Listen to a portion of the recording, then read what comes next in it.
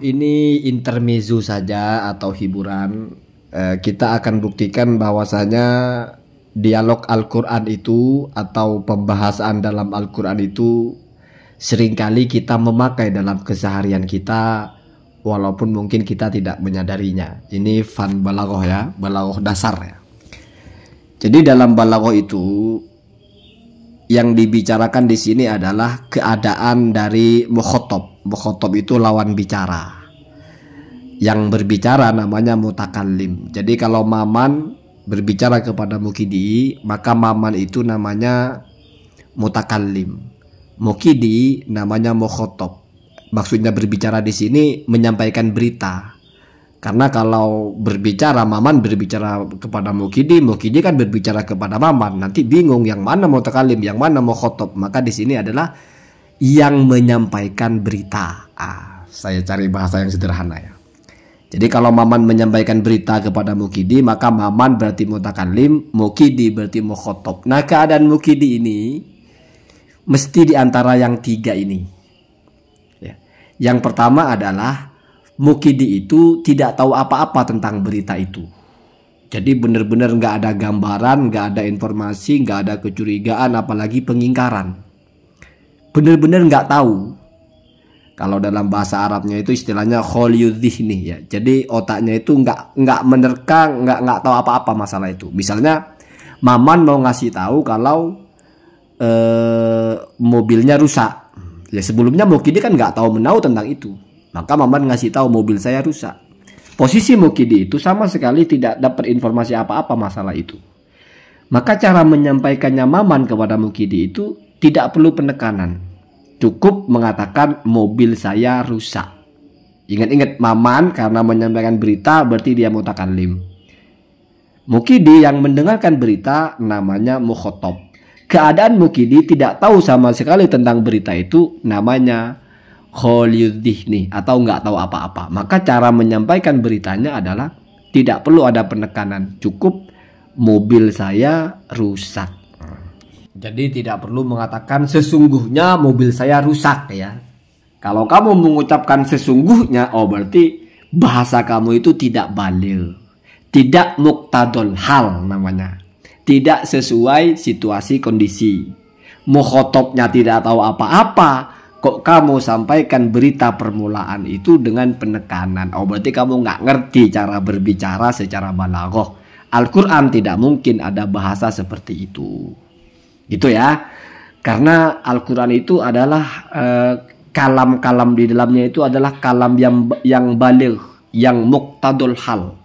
Tibakuhu li muqtadul hal. Mesti setiap ada informasi dalam Al-Quran mesti sesuai dengan objeknya. Tapi nanti ada yang tidak sesuai, sehingga perlu dibahas. Contohnya misalnya, ya lompat sedikit ya.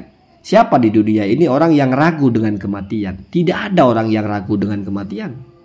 Semua orang percaya akan mati. Tetapi Al-Quran ketika bicara bahwa kamu akan mati itu ditekankan. Summa innakum ya. Pakai penekanan pertama. Ba'da dzalika lamayyitun. Dua penekanan. Padahal nggak ada yang ingkar. Ini kok kayak nggak nyambung. Nah itu nanti itu kita bahas di situ ya. Tapi kita pelan-pelan di sini dulu. Kemudian yang kedua, nah ini kasusnya contohnya seperti Nabi Nuh ya. Nabi Nuh sebagai mukhatab, Allah sebagai mutakallimnya. Maka Allah berfirman, wasna'il fulkah bi'ayunina wa wahyina. Jadi Nabi Nuh disuruh membuat perahu. Dalam kondisi banyak sekali umatnya Nabi Nuh itu yang membangkang. Maka terbersit dalam bayangan Nabi Nuh ini. Ada apa? Jangan-jangan mereka mau ditenggelamkan.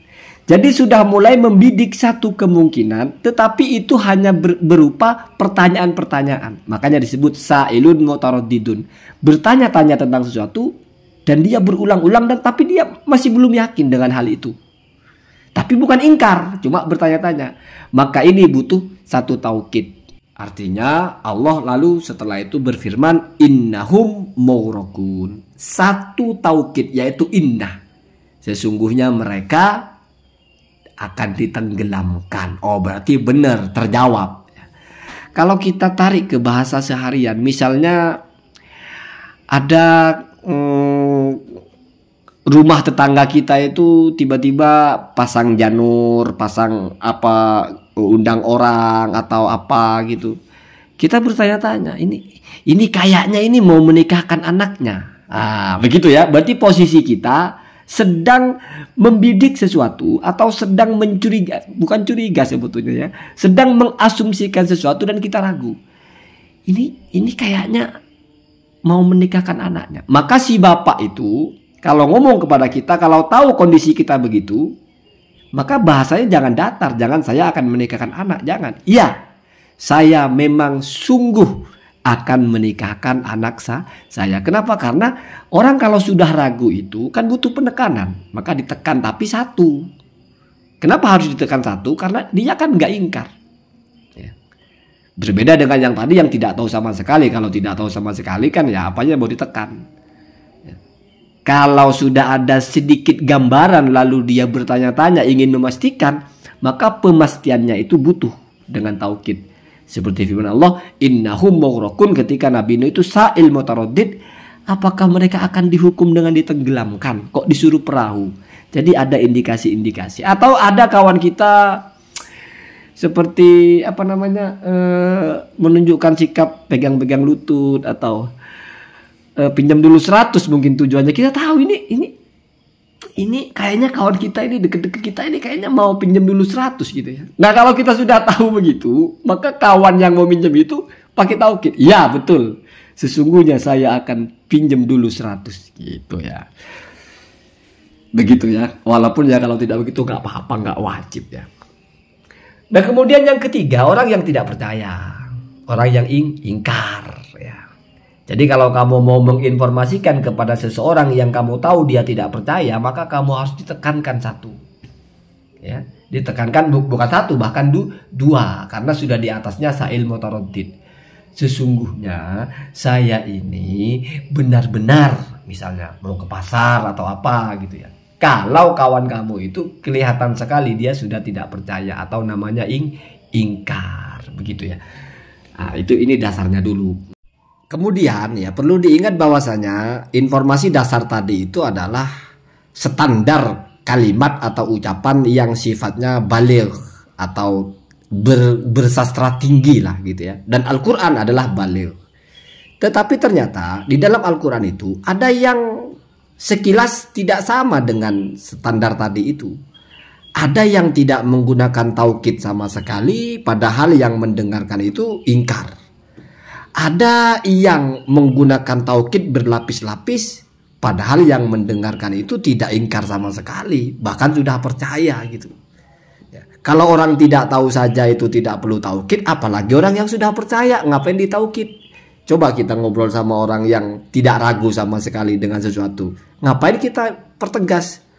Misalnya ada Maman dan istrinya Markona, terus kita datang, lalu kita kasih tahu, hai Maman, sesungguhnya Markona ini benar-benar istri kamu. Ya kan lucu. Lah Maman sudah tahu itu istrinya, dia yang nikah, dia yang tidur, dia yang punya anak.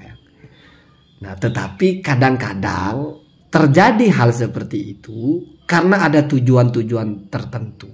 Ya. Dimana kalau dalam balaghah itu disebutnya adalah ilqaul khobar, ya, tidak sesuai dengan keadaan mukhotobnya.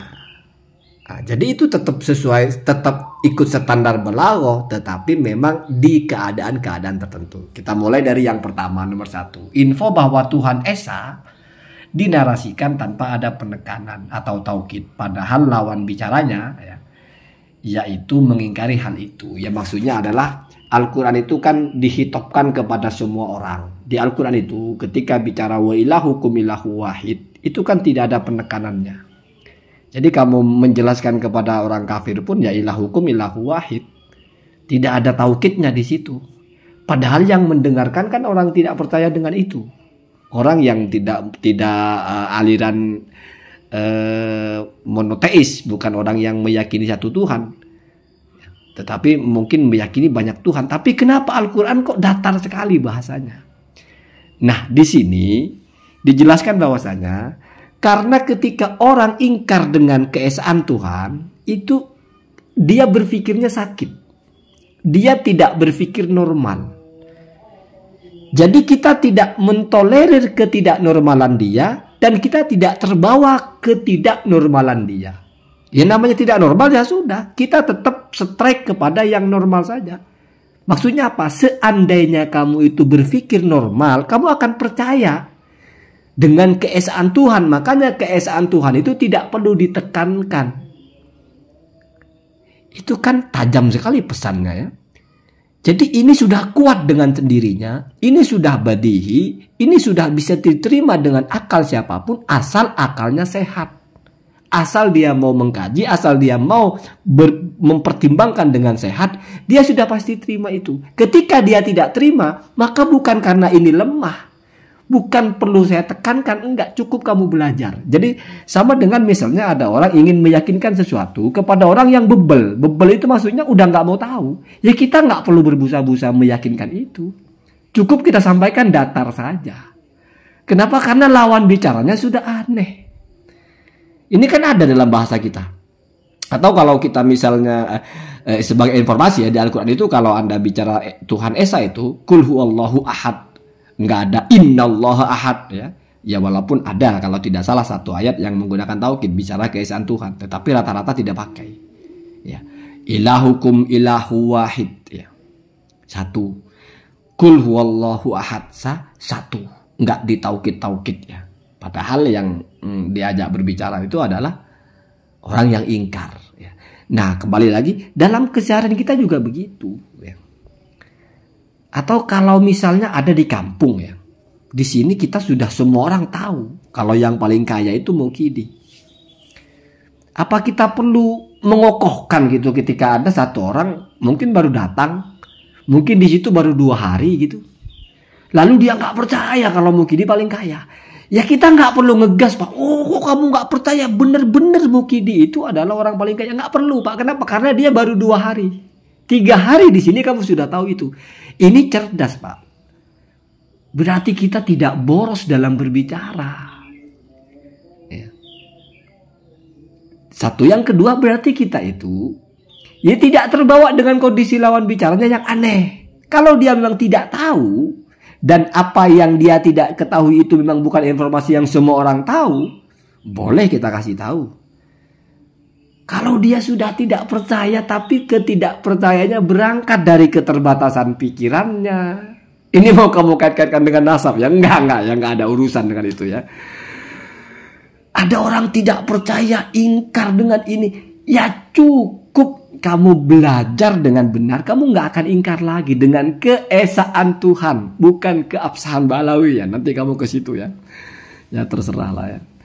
Tapi kadang-kadang kita juga begitu, elegan kita bicara itu. Ya ada orang yang ngotot membantah, oh nggak percaya, ya sudah.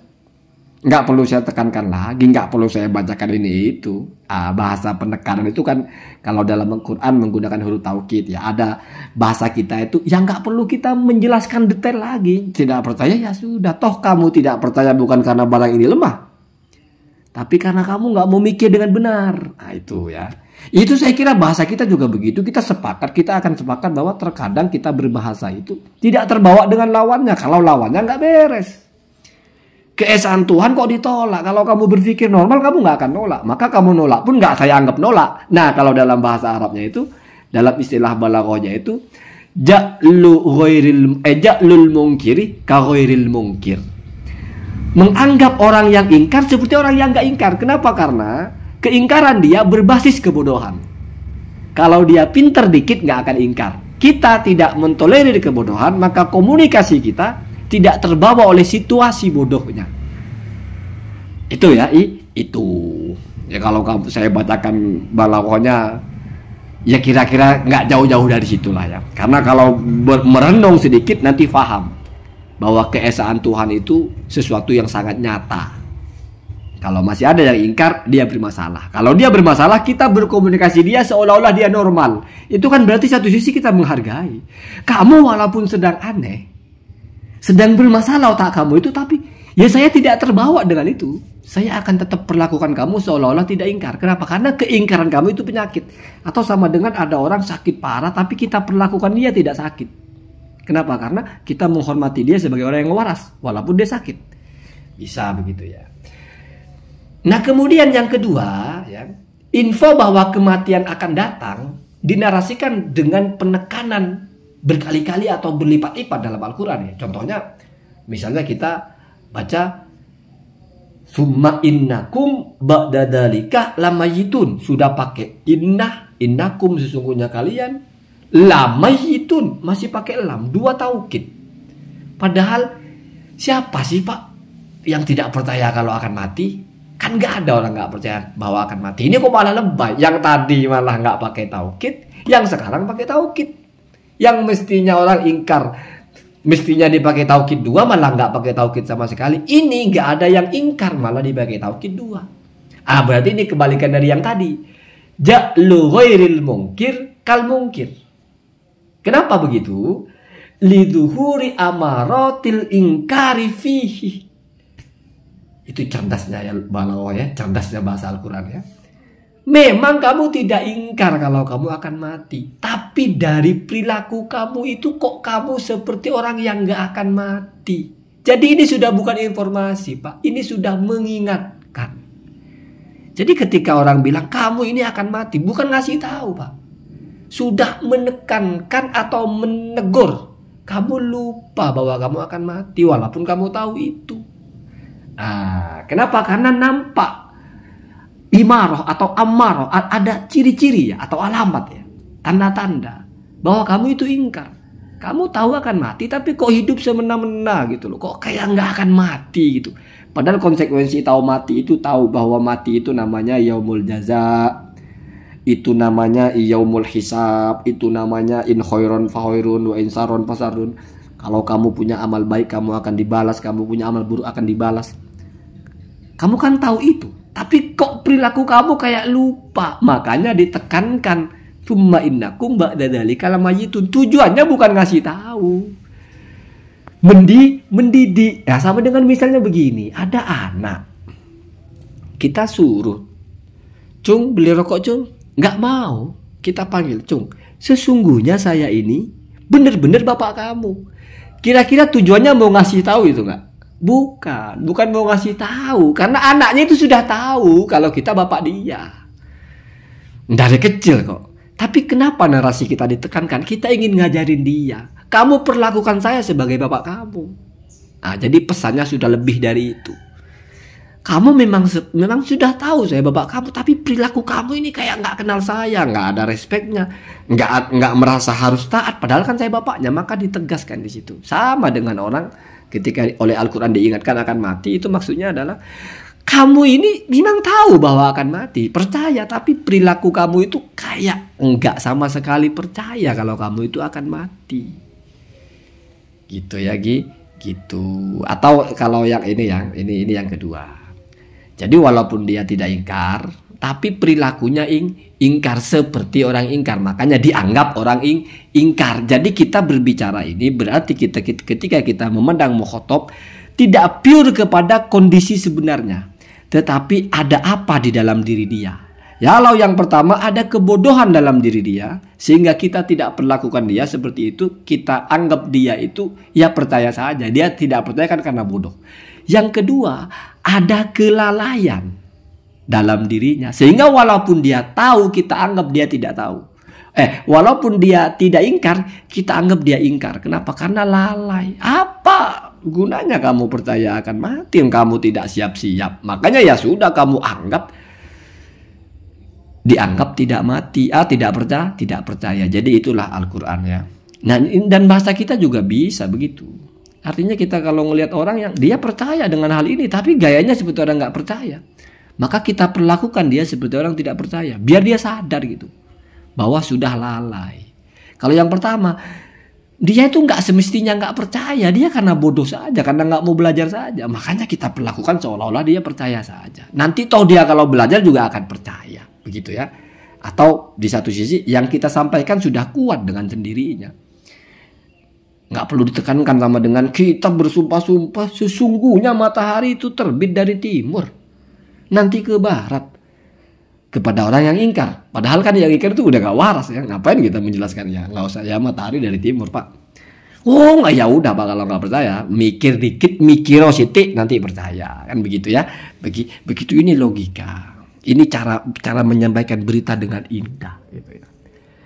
Jadi terkadang kita membaca lawan bicara itu adalah ya orang ini tidak percaya dengan yang saya sampaikan karena dia bodoh atau apa sih. Oh sebetulnya kalau dia mikir sedikit dia sudah bisa terima, ya sudahlah kita sampaikan datar saja. Dia nggak terima ya karena dia nggak mau mikir gitu ya. Atau lawan bicara saya ini sebetulnya sudah percaya dengan apa yang mau saya sampaikan, tapi kok gayanya kayaknya dia lalai, dia lupa diri. Ya sudahlah, kita sentil dia ya.